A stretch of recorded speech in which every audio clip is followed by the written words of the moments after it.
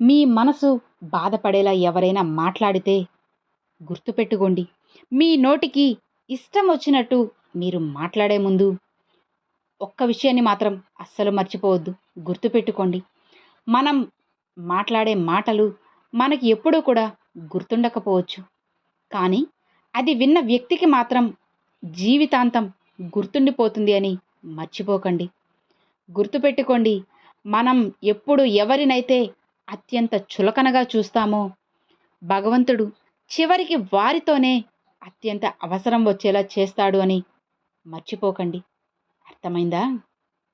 జీవితంలో అందరితోనూ అలానే అన్నిటితోనూ ఏదో ఒక సమయంలో తప్పకుండా అవసరం అనేది వచ్చి పడుతుంది. ఆ రోజున మీరు ఎంత పాకులాడినా సరే ఎవ్వరూ కూడా కనికరం చూపరు అని మర్చిపోవద్దు. స్థాయిని చూసి ప్రవర్తించే వారిని ఇంటికి అస్సలు పిలవకండి. మర్యాద ఇవ్వని వారి ఇంటికి మీరు అస్సలు వెళ్ళకండి. ఇక వ్యక్తిత్వం అనేది లేని వారితో మీరు ఏదీ కూడా అస్సలు పంచుకోకండి. చాలా జాగ్రత్తగా ఉండండి. ఎవరు ఎలాంటి వాళ్ళో తెలుసుకొని జాగ్రత్తగా మసులుకోండి. అర్థమవుతుంది కదా? మనం ఎంత జాగ్రత్తగా ఉంటే మనకి అంత మంచిది. మన మనసు బాధపడేలా ఎవరైనా మాట్లాడితే వారికి మౌనమే ఇచ్చే మంచి సమాధానం.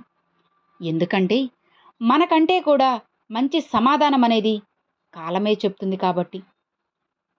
నువ్వు మంచి చేస్తే మంచి, చెడు చేస్తే చెడు తిరిగి మళ్ళీ నీకు అదే చేరుతుంది అని నువ్వు మర్చిపోకు.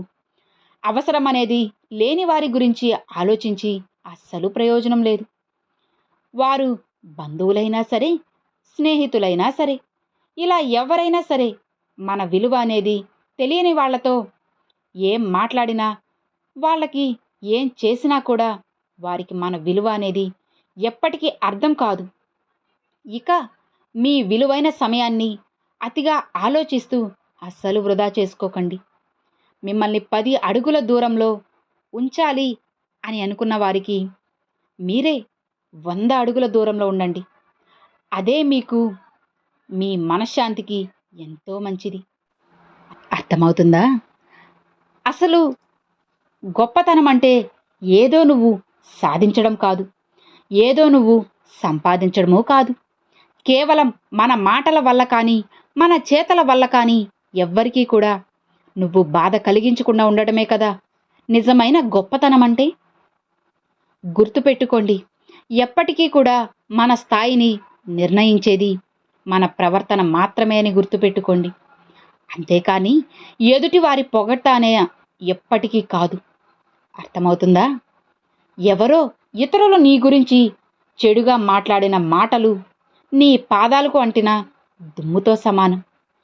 ఇక దాన్ని నువ్వు వెంటనే దులుపుకోవాలి, కానీ పదే పదే తలుచుకొని బాధపడకూడదు.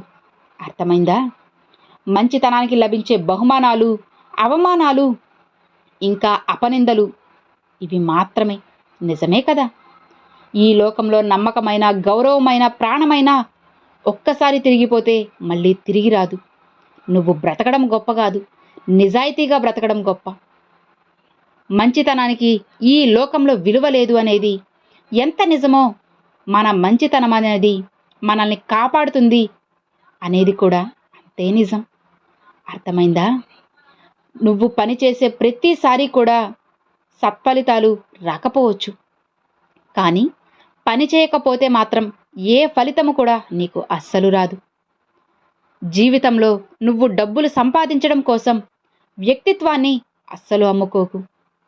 ఏ జీవితం కోసం అయితే నువ్వు ఆరాటపడి డబ్బుని పోగేస్తున్నావో సరిగ్గా అదే జీవితం నాశనమవుతుంది. ఈ ప్రపంచంలో డబ్బు అనేది ఎంత విలువైనదో వ్యక్తిత్వం అనేది అంతకంటే విలువైనది. జీవితంలో మనం చేసే తప్పుల్ని గమనించేది ఇద్దరు. ఒకరు పరమాత్మ, మరొకరు మన అంతరాత్మ. ముందు మీ అంతరాత్మకి మీరు సమాధానం చెప్పుకోండి. ఆ తరువాత ఆ పరమాత్మ ఖచ్చితంగా మిమ్మల్ని క్షమిస్తాడు. మనిషిపై ఒక మనిషికి నమ్మకం ఉంటే మౌనం కూడా అర్థమవుతుంది. అదే మనిషికి ఒక మనిషి మీద నమ్మకం లేకపోతే ప్రతి మాట కూడా అపార్థమే కదా అవుతుంది. నిజమే కదా. అసలు జీవితం అంటే ఒక సమస్య నుంచి మరొక సమస్యలోకి ప్రయాణించడమే కదా ఇదే జీవితం అంటే. అలా కాకుండా ఏ సమస్య లేకుండా జీవితం అనేది ఉండదు. ఎందుకంటే జీవితంలో ప్రతి ఒక్కరికి కూడా ఫలితాలు అనేటివి ఖచ్చితంగా రావాలి. కానీ మరి ఆ ఫలితాలు పరీక్ష లేకుండా ఎలా దక్కుతాయి చెప్పండి? ఒక్కసారి మీరే ఆలోచించండి, మీకే తెలుస్తుంది. మనిషి యొక్క వ్యక్తిత్వం అనేది వెలుగుతున్న దీపంలా ఉండాలి. ఎందుకంటే దీపం అనేది పూరి గుడిసెలో అయినా సరే, ఇంద్రభవనంలో అయినా సరే ఒకేలా కదా, సమానంగానే కదా వెలుతురునిస్తుంది. మనిషికి అసలు కష్టాలు అనేవి ఎలా బ్రతకాలో చక్కగా నేర్పిస్తాయి. ఇక మనిషికొచ్చే నష్టాలు అనేవి ఎవరిని నమ్మాలో ఎవరిని నమ్మకూడదో నేర్పిస్తాయి. అవి రావడం మంచిదేనేమో. మిమ్మల్ని మీరు గొప్పగా చూసుకోనంత వరకు మీకు అందరూ కూడా గొప్పగానే కనిపిస్తారు. ఇక మీకు మీరు తక్కువగా కనిపిస్తారు. అర్థమైందా? ఆలోచించు. నువ్వు బలమైన ప్రయత్నం చేయకుండా విలువైన విజయం కావాలి అని కోరుకోవడం నిజంగా అది నీ మూర్ఖత్వమే అవుతుంది. గుర్తుపెట్టుకో, సమయం అనేది ప్రతి ఒక్కరికి కూడా ఒకేలా ఉంటుంది. మీరు దాన్ని ఉపయోగించుకునే విధానాన్ని బట్టే మీ జీవితం అనేది మారుతూ ఉంటుందని గుర్తుపెట్టుకో. అర్థమైందా? బలవంతంగా మీరు ముగించిన ప్రతి కథ కూడా మళ్ళీ మళ్ళీ మొదలవుతూనే ఉంటుంది. ఇక ఎప్పటి వరకంటే దానికి కావలసిన ముగింపు దానికి దొరికే వరకు. అర్థమైందా? నువ్వు ముందుకు వెళ్ళాలి అనే నీ ప్రయత్నంలో నిన్ను ఎవ్వరూ కూడా అస్సలు ఆపలేరు. కేవలం ఆగిపోవాలి అన్న నీ ఆలోచన తప్ప ఎవ్వరూ ఆపలేరు. నీ ఆలోచనలను ఆపేసే, మీరు మాత్రం ముందుకి సాగిపోతూ ఉండండి ధైర్యంగా. నువ్వు గెలిస్తే పరిచయం లేని వాళ్ళు కూడా ప్రశంసిస్తారు. కానీ అదే నువ్వు ఓడిపోతే కనీసం నీ సొంత వారు కూడా నిన్ను పలకరించరు అని గుర్తుపెట్టుకో.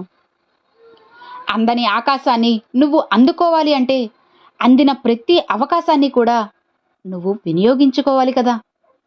పట్టుదలతో నువ్వు పని చేయగలిగితే రాత్రి కన్నా కలలు కాదు, పట్టపగలు కన్నా కలలు కూడా నెరవేర్చుకోవచ్చు. నిజమే కదా. జాగ్రత్తగా గుర్తుపెట్టుకో. కష్టపడకుండా అలానే నష్టపోకుండా ఏ కొత్త విషయాన్ని కూడా నువ్వు నేర్చుకోలేవు అని అస్సలు మర్చిపోవద్దు. కనీసం ఒక్కసారి కూడా నువ్వు ప్రయత్నించకుండా నా తలరాత ఇంతే అని అనుకొని నువ్వు ఆగిపోతే నీకన్నా గొప్ప మూర్ఖుడు ఈ ప్రపంచంలో ఇంకొకరు ఉండరు. నువ్వు ఏది కూడా సవాలుగా తీసుకోనంత వరకు ఏ సమస్యకి కూడా సరైన ముగింపు ఉండదు అని నువ్వు మర్చిపోకు. ఎదుటివారి బలం నీలో భయం కానంత వరకు నీదే విజయం. కాబట్టి ధైర్యంగా ఉండు. గొప్ప గొప్ప విజయాలతో నువ్వు ముందుకు వెళ్ళొచ్చు. అర్థమవుతుంది కదా? Thanks for watching friends.